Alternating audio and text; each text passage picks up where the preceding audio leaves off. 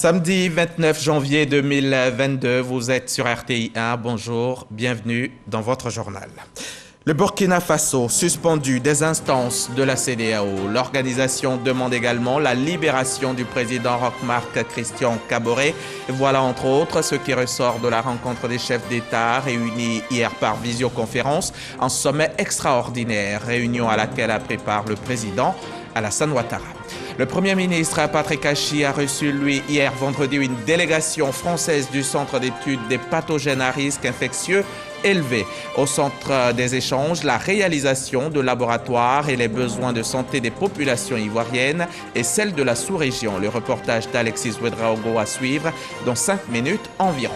Le ministre des Sports camerounais Narcisse Amouele Kombi est revenu hier sur la tragédie qui a coûté la vie à 8 personnes et fait 38 blessés lundi dernier au stade d'Olembe. Il a pointé du doigt l'ouverture imprudente d'une porte par les forces de sécurité face à une marée humaine. À suivre en fin de journal. Après le coup d'État de lundi dernier au Burkina Faso, les chefs d'État de la CEDEAO se sont réunis hier vendredi en sommet extraordinaire, un sommet par visioconférence auquel a pris part le président Alassane Ouattara.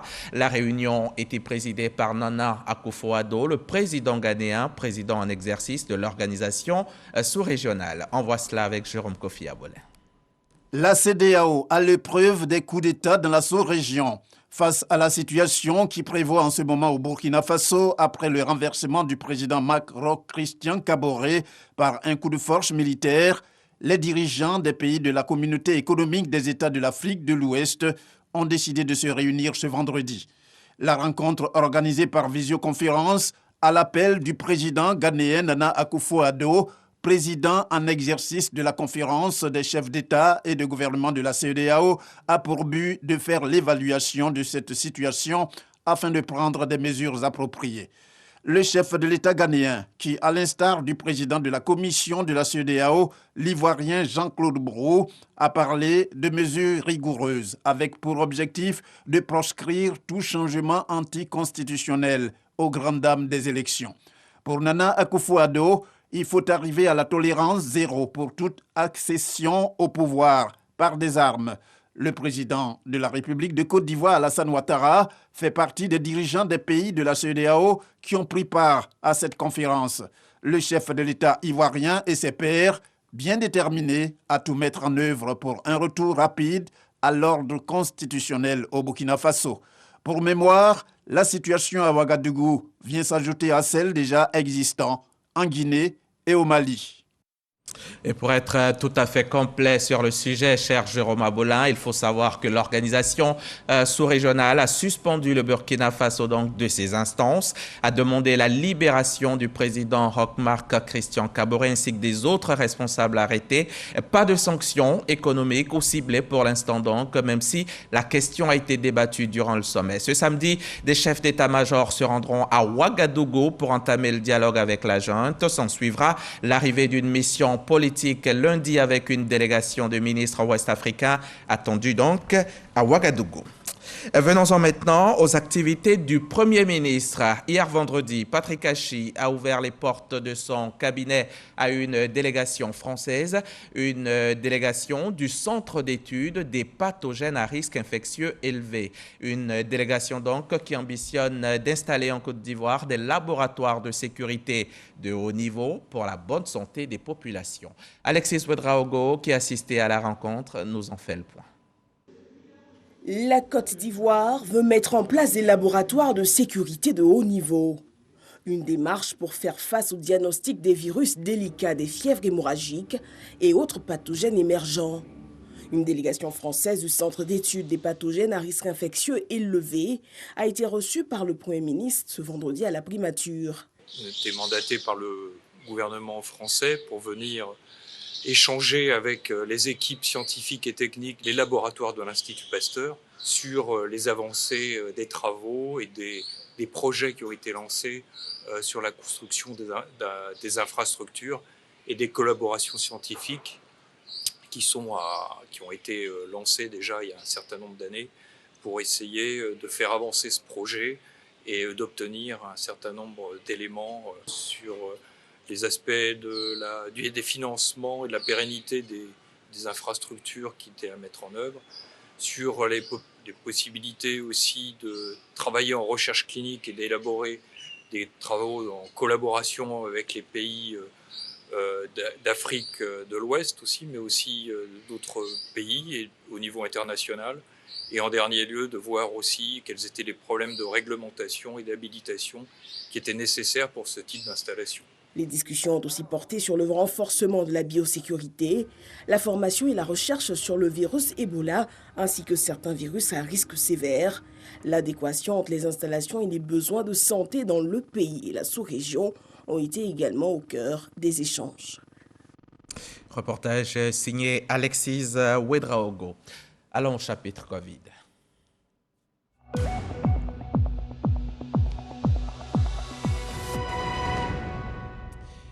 En ce moment, en Côte d'Ivoire, 2331 personnes se battent contre le coronavirus.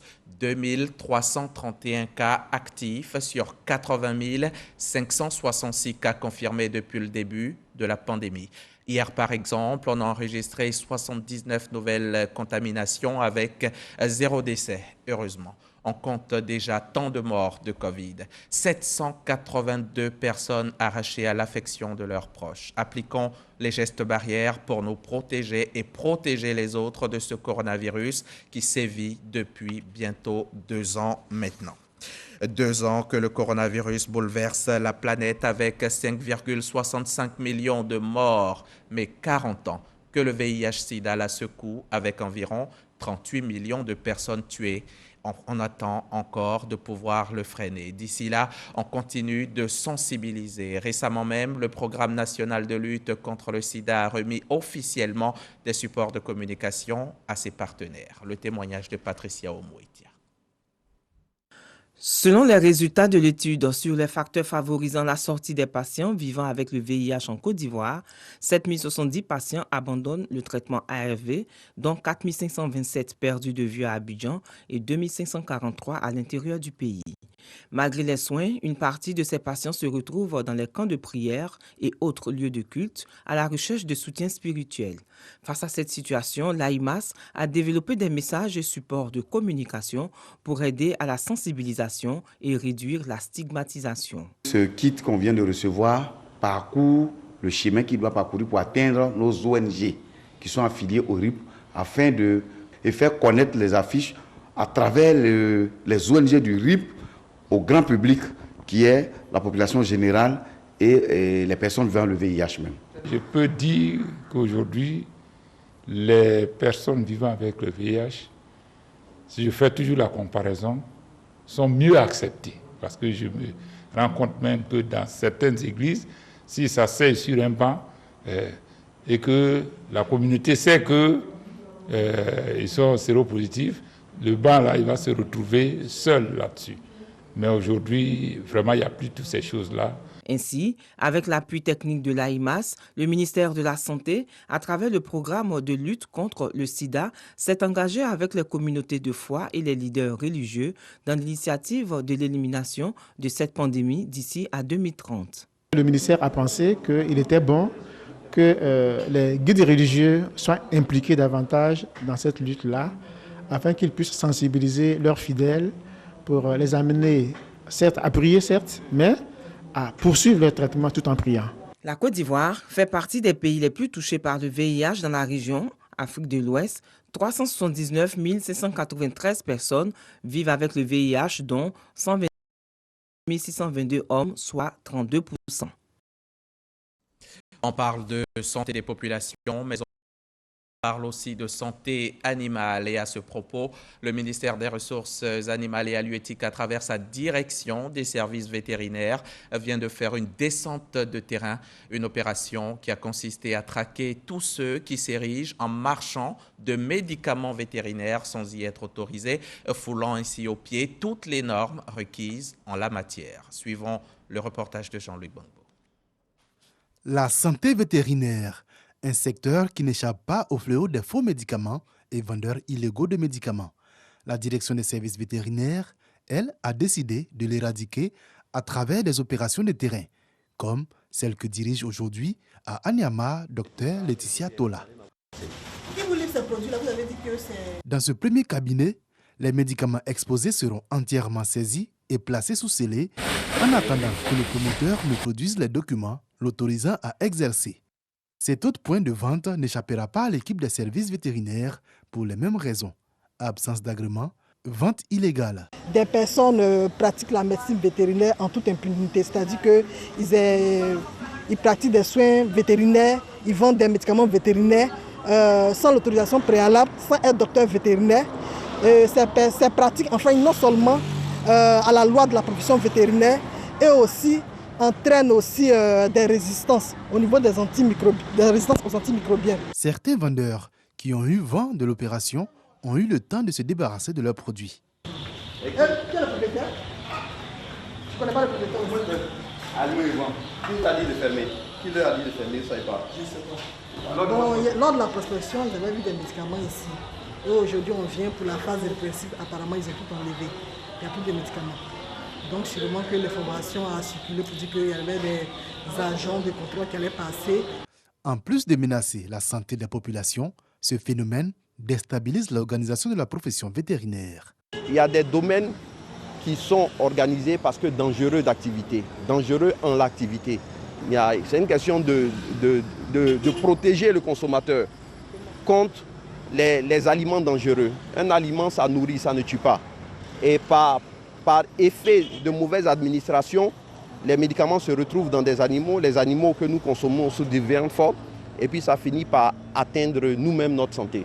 La direction des services vétérinaires veut surtout enrayer la résistance aux antimicrobiens qui tirerait sa cause dans le phénomène de faux médicaments. Cette résistance, la lutte contre cette résistance passe d'abord par le respect du circuit de commercialisation du médicament, par le respect des conditions de délivrance de certains médicaments qui doivent être délivrés sous ordonnance parce qu'il ne faut pas créer de nouvelles résistances, et par le respect du diagnostic avant de prendre des médicaments. Ces vendeurs illégaux et vendeurs de faux médicaments vétérinaires encourent des peines de prison.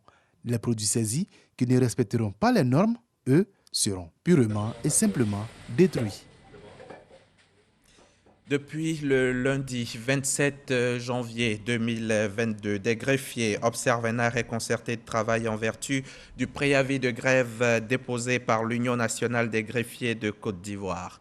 Le garde des Sceaux, ministre de la Justice et des Droits de l'Homme, voudrait toutefois rassurer les populations et les usagers du service public de la justice que cette action n'a pas entraîné la fermeture des juridictions comme certaines personnes voudraient le laisser croire. En effet, les dispositions légales, notamment la loi numéro 2018-974 du 27 décembre 2018 portant statut des commissaires de justice, permettent d'assurer la continuité du service public de la justice et le fonctionnement normal des juridictions. Les juridictions restent en conséquence ouvertes sur l'ensemble du territoire, tiennent régulièrement les audiences prévues et continuent de délivrer les actes relevant de leurs attributions. Signé des mains de Ndobouissi Mao Florentine, directeur de cabinet adjoint pour le garde des Sceaux, ministre de la Justice et des Droits de l'Homme.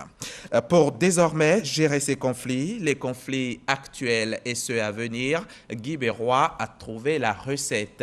C'est la maison des chefs traditionnels, un ouvrage pour contribuer à la cohésion sociale et au vivre ensemble. La maison des chefs a été inaugurée hier par 2 membres du gouvernement, Miss Belmonde Dogo et Alain Richard Donvaï. Jean-Marc Djadji, dites-nous en plus. Un palais pour les chefs coutumiers et traditionnels de Guy Bérois dans la région du Gor. Un rêve devenu réalité grâce à la ministre Belmonde Dogo. Financée par le Fonds national de solidarité, cette nouvelle résidence de près d'une dizaine de pièces servira de centre de réflexion pour les 35 chefs coutumiers des sous-préfectures de Guy Bérois, d'Ignango et de Galébré.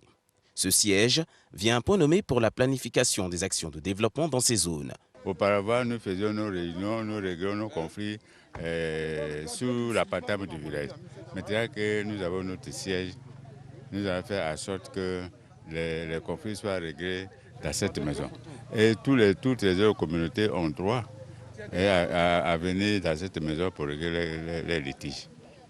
Une initiative approuvé et soutenu par le ministre Alain Richard Donvaï et les autorités administratives de la région du Gor. Il fut une période où les chefs n'avaient pas d'espace aménagé pour tenir leurs réunions, pour recevoir leurs administrés ou des visiteurs de marque. Certains chefs étaient même obligés de négocier auprès d'un parent du village pour lui emprunter sa maison pour accueillir les étrangers ou les délégations. Dans ces conditions, le propriétaire de la maison devient le vrai chef. Et en cas de litige, le chef ne peut jamais donner tort à son tuteur. Du coup, le chef est fragilisé et il n'a plus trop de pouvoir.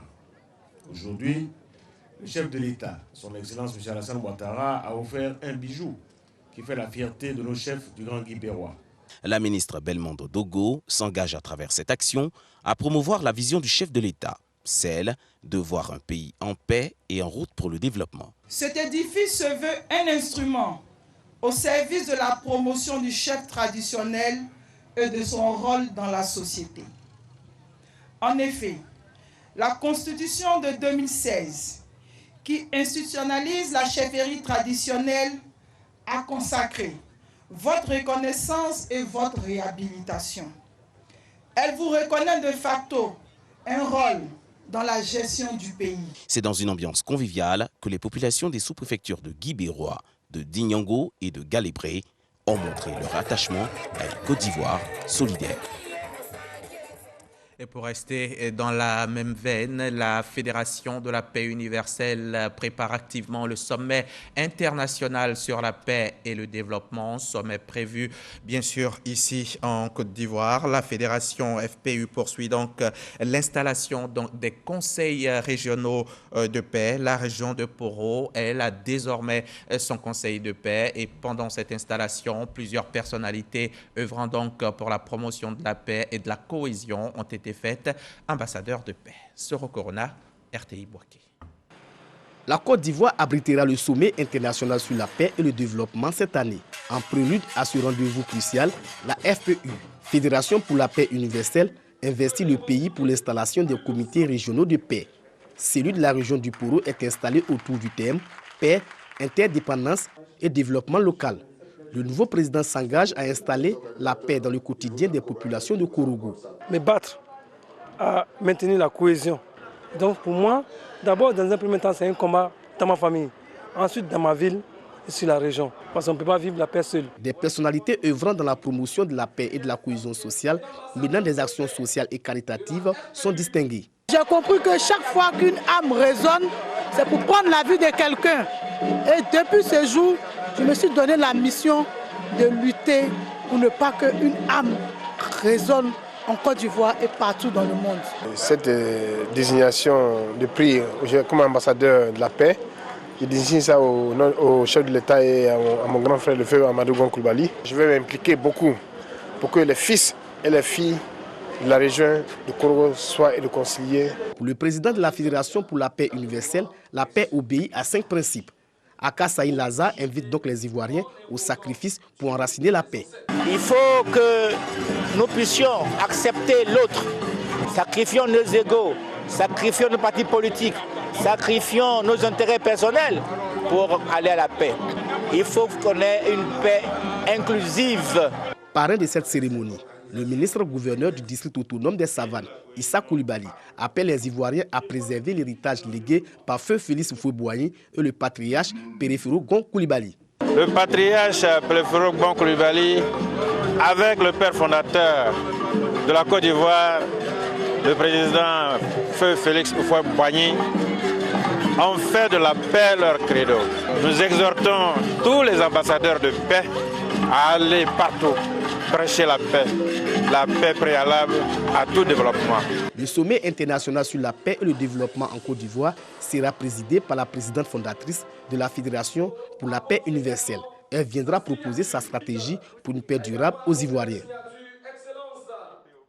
Un reportage de Soro Corona de RTI Boaké. Soro Corona, détenteur bien entendu de la carte d'identité de journaliste professionnel, à l'instar de 958 autres journalistes exerçant en Côte d'Ivoire. La commission paritaire d'attribution de la CIJP a procédé cette semaine à la remise officielle des cartes.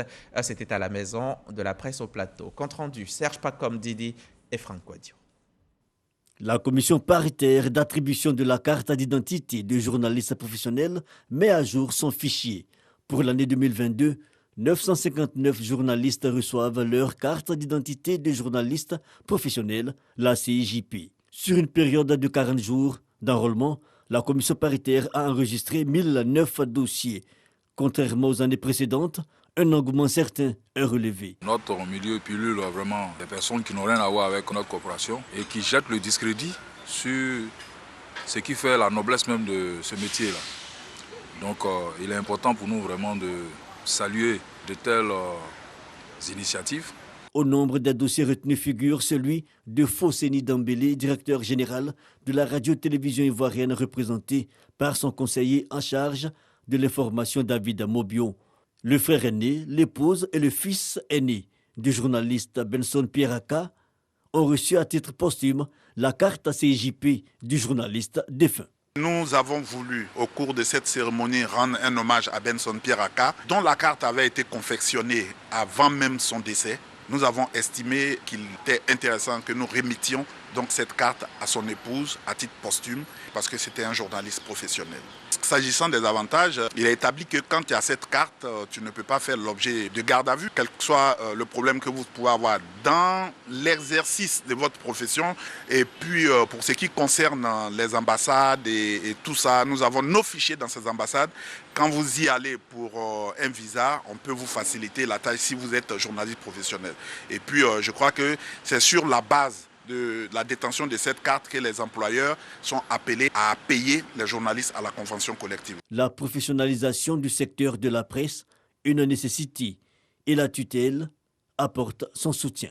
Le ministère a tenu à être associé à cette cérémonie, non seulement pour montrer toute l'importance que le gouvernement accorde à la presse, mais aussi pour vous indiquer toute la place que la CIJP occupe dans l'écosystème des médias et de la communication en Côte d'Ivoire.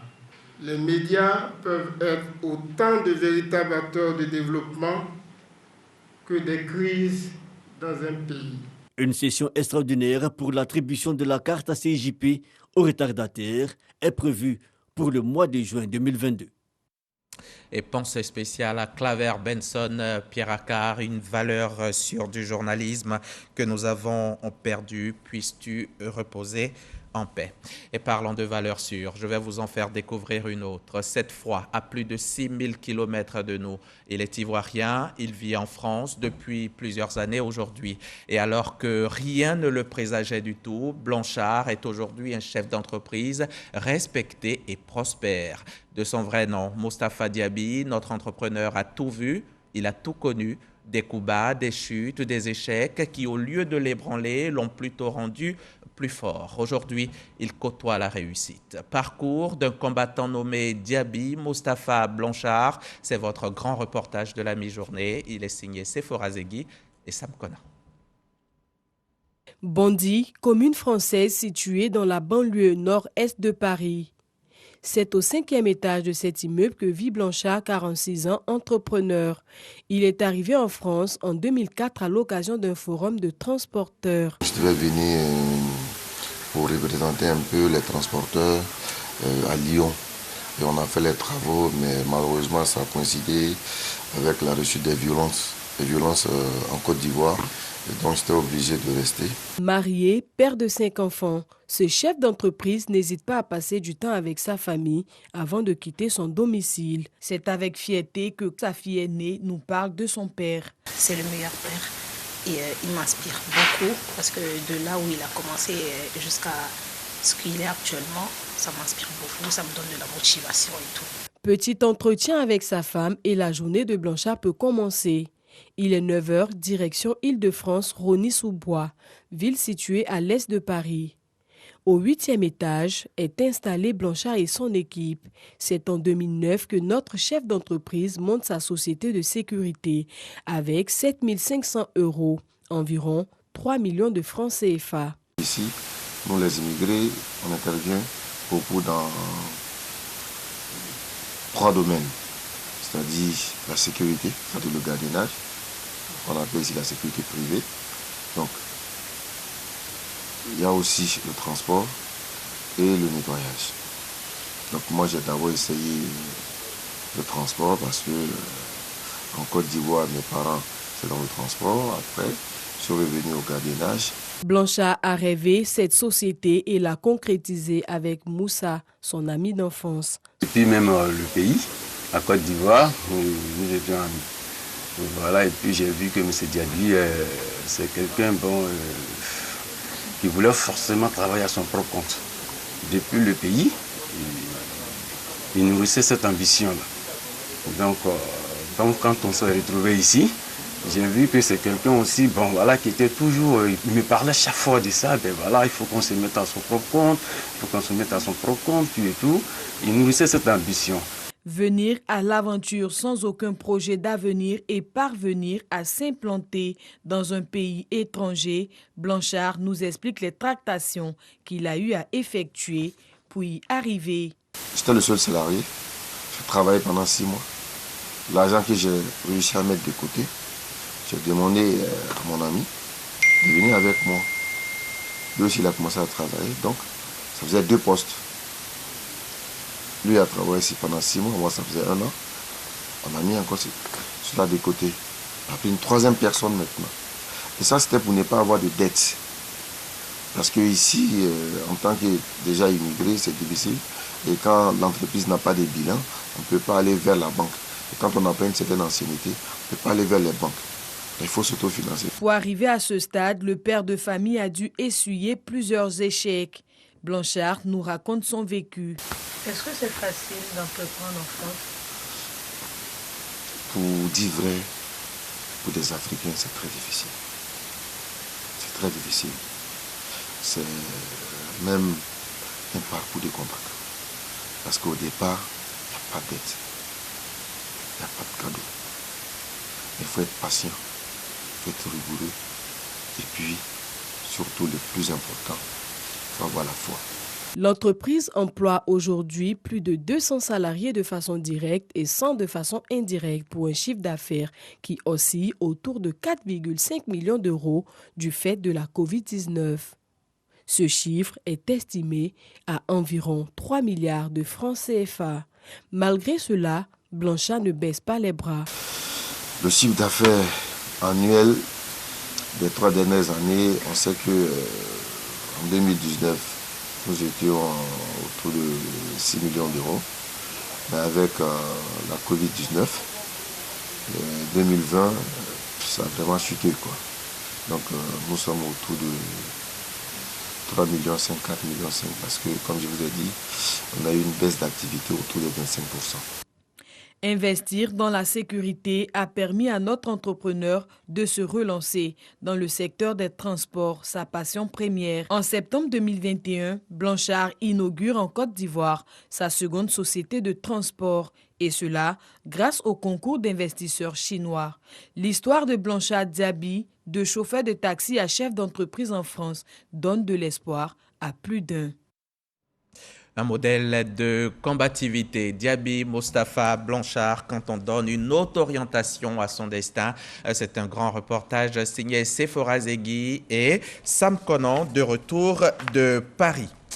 Allons au foot.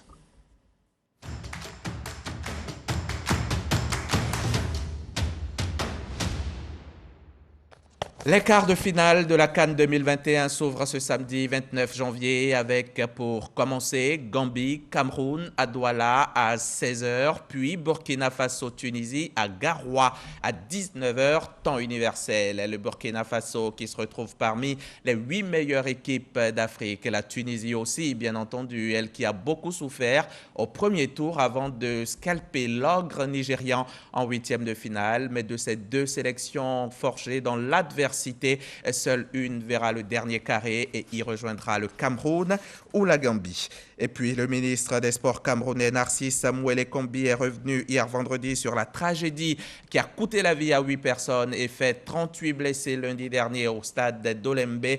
Il a pointé du doigt l'ouverture imprudente d'une porte par les forces de sécurité face à une marée humaine. Le ministre a également reconnu que le nombre des membres des forces de sécurité était insuffisant, mais il a blâmé également les porteurs de faux billets et de billets usagés et les supporters ayant voulu entrer sans billet pour justifier cet afflux devant la porte sud.